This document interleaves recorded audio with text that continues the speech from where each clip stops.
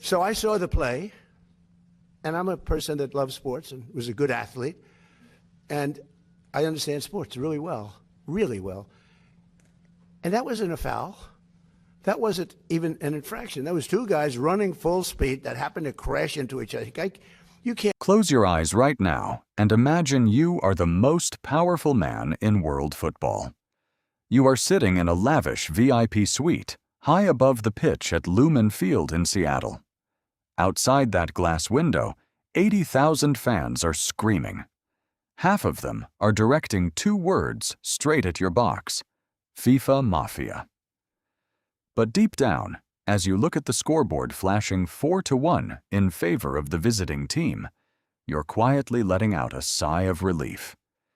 You are Gianni Infantino. The host nation you just broke the rules to save is being systematically dismantled on live television. And somehow, this humiliating defeat for the United States is exactly what you needed to survive. You can't take your foot and properly place it on somebody else's foot when you're going, no, these were two great athletes that got tangled up, and this referee, who is a little bit suspect, if you check his past, I don't want to say that because I don't like to create controversy. To understand why the destruction of the home team is the perfect escape route for the president of FIFA, we have to rewind to a phone call that tore up a half-century of sporting law. Power can bend the rules, but power always stops at the touchline. By the time we finish piecing this together, you will see exactly how a backroom political deal collided with the brutal and unforgiving reality of the sport. There is an unwritten rule in professional football. You do not negotiate with a red card. It is the ultimate equalizer of the game. It does not matter if you are a bench warmer or a global superstar. When American striker Folarin Balogun received his marching orders in the previous round against Bosnia, the law was written in stone. A straight red card comes with an automatic one-match ban. There are no appeals. It is perhaps the most settled and respected rule in the entire sport. But the United States was hosting the World Cup, and Donald Trump decided to make a phone call. He contacted Gianni Infantino directly to ask for a review of the suspension. What happened next shook the foundation of global sports governance. FIFA reached into its legal framework, pulled out an obscure clause it had never once used at a World Cup, and suspended the ban for a year. Balogun was free to walk onto the pitch against Belgium. This was not merely a controversial refereeing decision. This was the complete collapse of institutional independence. When you turn a strict sporting regulation into a diplomatic favor, you cross a line that cannot be uncrossed. FIFA sent a chilling message to the entire globe. They signaled to UEFA, to the European Union, and to every competing nation that they were no longer a neutral governing body. They had become a willing instrument of political power. FIFA quietly... No other team on earth was getting that favor.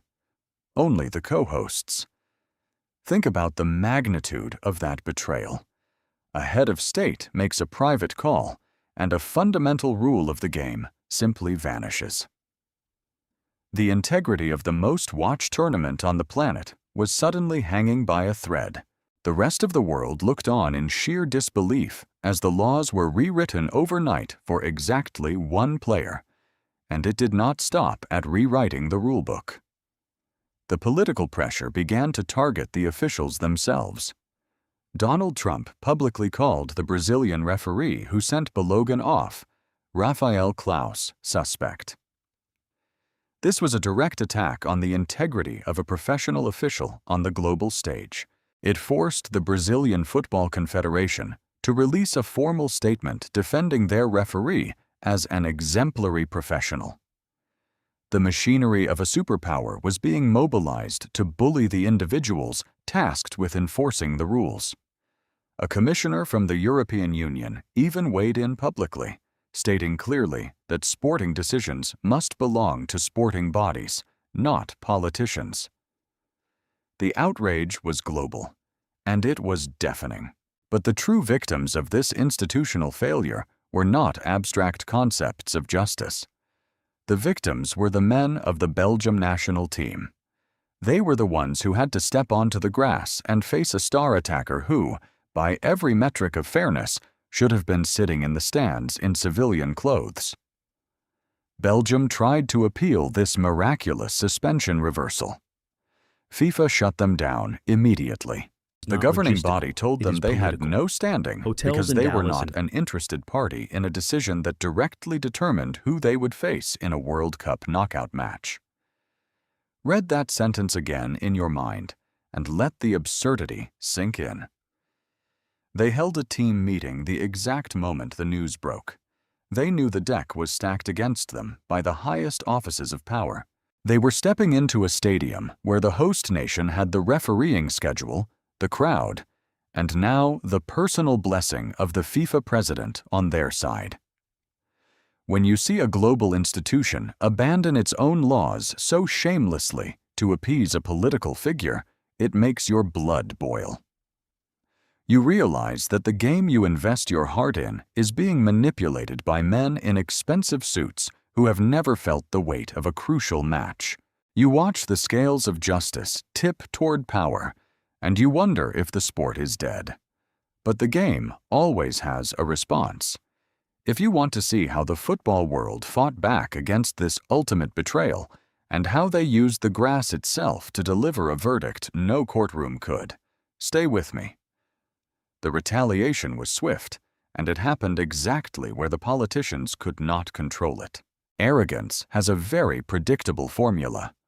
When you receive an unearned privilege from the highest levels of power, you eventually convince yourself you actually deserved it all along. The host nation had just been handed a miracle by Gianni Infantino, but they did not accept it quietly. They paraded it. Donald Trump took to Truth Social to publicly thank FIFA for doing what was right and for reversing a great injustice. Listen to the wording there carefully. Reversing a great injustice. The red card was an injustice. The established rulebook was an injustice. The basic mechanics of fair play were suddenly framed as an attack on the sovereignty of the host nation. By framing a standard sporting sanction as a targeted crime, the political machine was declaring that the rest of the football world simply did not matter. They were the main characters, and the rules were just obstacles meant for lesser nations. And this is where the sheer weight of the institutional manipulation becomes undeniable. Let us stack the facts together and look at what FIFA and the political powers actually engineered in the days leading up to the match. The scale of the interference is staggering when you look at it piece by piece. Alongside the unprecedented suspension of the ban, there was a calculated public campaign against the official who dared to enforce the rules. Donald Trump publicly called Rafael Klose suspect. He aimed the megaphone of his platform directly at a man whose only crime was doing his job. Alongside that attack on a professional referee, there was the desperate response from the Brazilian Football Confederation. They had to issue a formal defense of their official just to protect his career and his physical safety from the most powerful office in the world. Alongside the defense from Brazil, there was the intervention of a European Union commissioner. This is a political body that rarely steps into the mud of sports governance, yet they felt compelled to point out the dangerous erosion of sporting independence. And alongside all of this global diplomatic chaos, there was the outright dismissal of Belgium, the actual opponent. The team whose World Cup dreams were directly impacted by the reinstatement of a star player. They were told by FIFA that they had no right to even question the ruling. They were dismissed as not an interested party. Do you see the pattern here? Does this look like a fair governing body managing a tournament? Or does this look like an empire protecting a financial and political investment at all costs? The message was clear.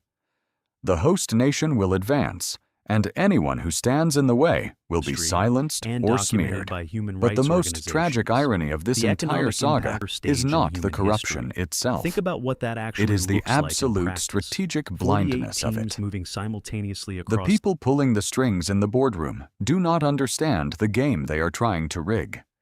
They burned unimaginable political capital to secure the return of Folarin Balogun. They shattered the credibility of FIFA just to make sure one attacker could start the game. But anyone who had actually watched the host nation play over the last year knew that their attack was never the problem. The screaming weakness of the team was their defense. Their backline had been leaking chances for months. They had survived the group stages because they faced teams that lacked the technical quality to punish their positional mistakes. The players on that pitch have You can spent call their the entire president of careers FIFA to save a striker. You can force an obscure legal clause to wipe a red card away. But no article of any disciplinary code can fix a defense that cannot track a run. And no presidential phone call has ever kept a football out of the net. They moved heaven and earth to solve a problem that was never going to cost them the match. And they left the fatal flaw of their team completely exposed for the entire world to see. They believed the political victory in the boardroom would translate directly to a victory on the pitch. They forgot the fundamental truth of the sport. Power can bend the rules, but power always stops at the touchline. When the whistle finally blew at Lumen Field in Seattle, all the backroom deals and diplomatic favors evaporated into the cold night air. Christian Pulisic The was game outstanding, began, controlling, and Rudi Garcia, the manager of Belgium, delivered a masterclass in tactical humiliation before a single ball was even kicked. Garcia looked at the American side, a team that had its starman reinstated by a head of state, and he made a decision that was bordering on cruel. He looked at his roster and benched his biggest stars. He left Romelu Lukaku sitting on the sidelines. He kept Jeremy Doku out of the starting lineup. He did not even bring Kevin De Bruyne onto the pitch for a single second of the match. Garcia was sending a message directly to the VIP box where Gianni Infantino was sitting. He was telling the world that he did not even need his best team to dismantle a squad that had been artificially propped up by the White House. This was not a normal football match anymore. This was a revolt by the purists of the sport. The manager trusted the geometry of the pitch more than the signatures on a FIFA document. It only took 9 minutes for the reality check to arrive. Charles de Ketelaere drifted past the American defense like a ghost. The back line failed to deal with a simple dropping ball in the box, and de Ketelaere casually tapped it into an empty net. 1-0. The stadium fell completely silent. The political shield that had protected the team all week could not stop a simple cross. To their credit, the host nation fought back. Malik Tillman hauled them level, and for a few brief moments, the home crowd dared to believe the manufactured fairy tale was still alive. The noise returned to Seattle. The executives in the luxury suites probably smiled. But then the brutal laws of physical reality reasserted themselves. De Ketelaere targeted Tim Ream. Ream is a 38-year-old captain trying to hold together a fragile defense against elite European attackers. De Ketelaere simply outmuscled him, outjumped him, and headed the ball violently into the back of the net. 80% of hotels across the 11 U.S. The momentum died right there on the grass.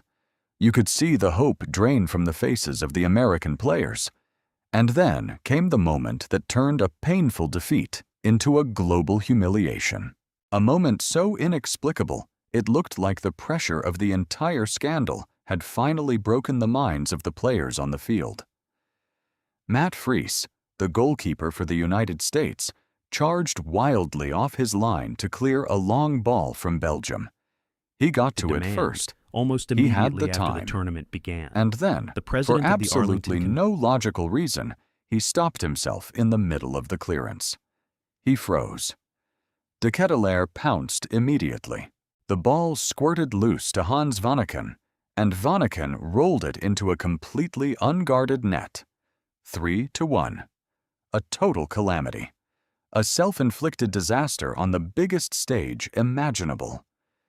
You have to pause and look at the sheer poetry of that sequence. The politicians lobbied for an attacker, but it was their goalkeeper and their veteran defender who collapsed under the lights. No committee in Switzerland could have saved them from their own technical flaws. The system they tried to cheat was the very system that exposed them. If you're watching this and feeling that deep, visceral satisfaction of seeing justice served on a silver platter, I want to hear from you right now. Do you think the Belgium manager leaving his best stars on the bench was the ultimate sign of disrespect? Or was it the perfect punishment for a governing body that tried to cheat the system? Drop your thoughts down below, because how you view that lineup decision says everything about how you view the integrity of this sport. Belgium was not done making their point. Just to twist the knife, Garcia finally brought on Romelu Lukaku late in the game. It was a victory lap. And in the dying seconds, Lukaku made it 4-1. In Seattle. On home soil.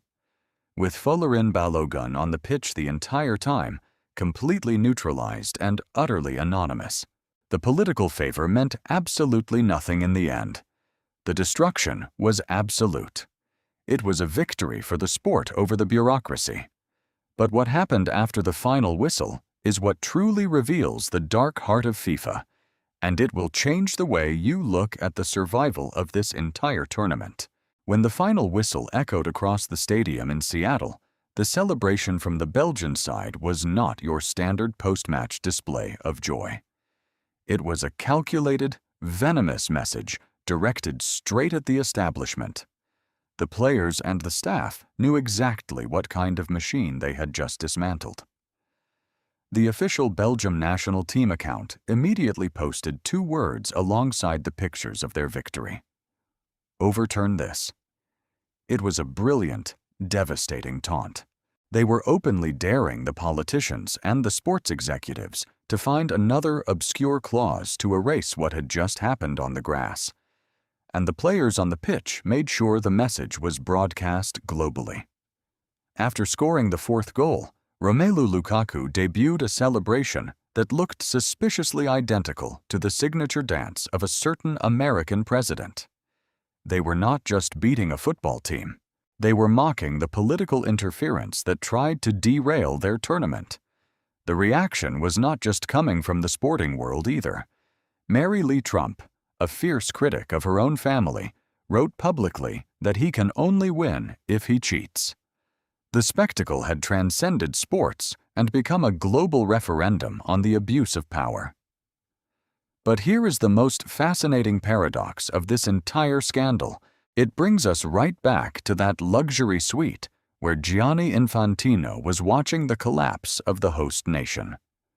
Why would the president of the governing body, a man who bent his own organization into knots to please the White House, feel a sense of relief watching his favor blow up on live television?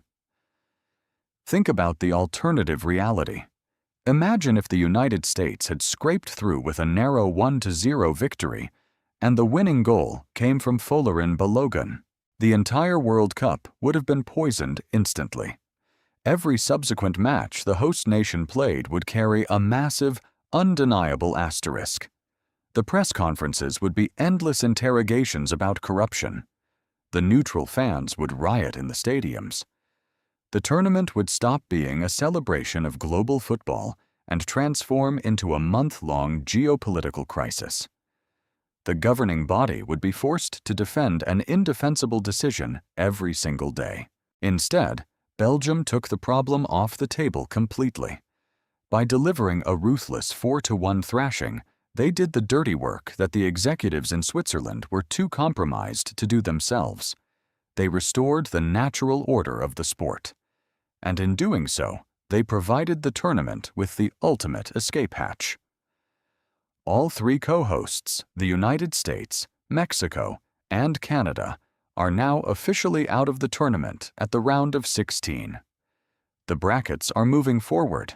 The tournament rolls on, completely cleansed of its most toxic and awkward storyline. The very result that humiliated the American political machine is the exact result that lets the executives exhale and pretend the system still works. But we cannot talk about this reckoning without looking at the human beings left standing in the wreckage. Amidst all the lobbying, the cross-Atlantic phone calls, and the boardroom panic, it is incredibly easy to forget the people who actually had to pay the price.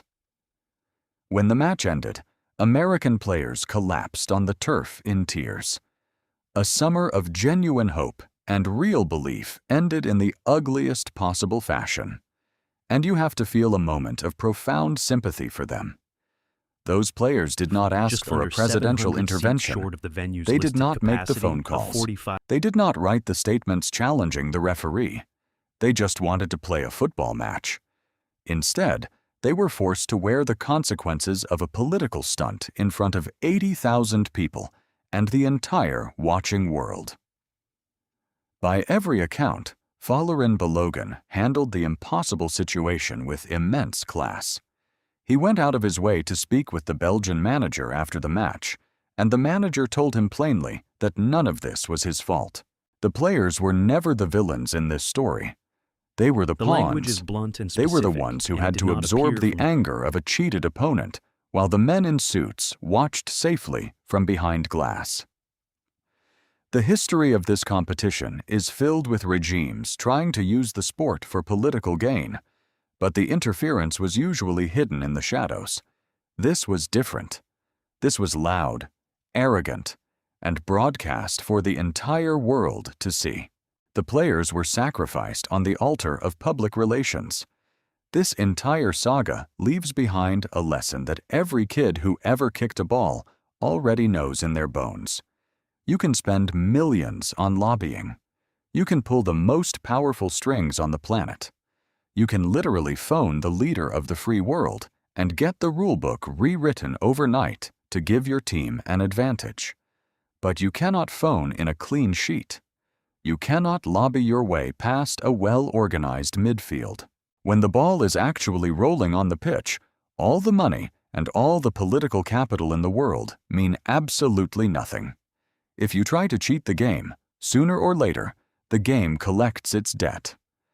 Power can bend the rules, but power always stops at the touchline. The host nation learned that the hard way, and the governing body narrowly escaped the consequences of its own weakness. But the bigger question remains hanging over the sport. Is this the end of political interference in football? Or did we just witness the blueprint for how future tournaments will be manipulated by host nations? If you want to understand where the dark heart of sports governance is heading next, and you want to follow the money and the power behind the beautiful game, make sure you hit subscribe and track these stories with me. Because the battles off the pitch are only going to get more brutal. Remember, this is not just a tournament. This is a defining moment.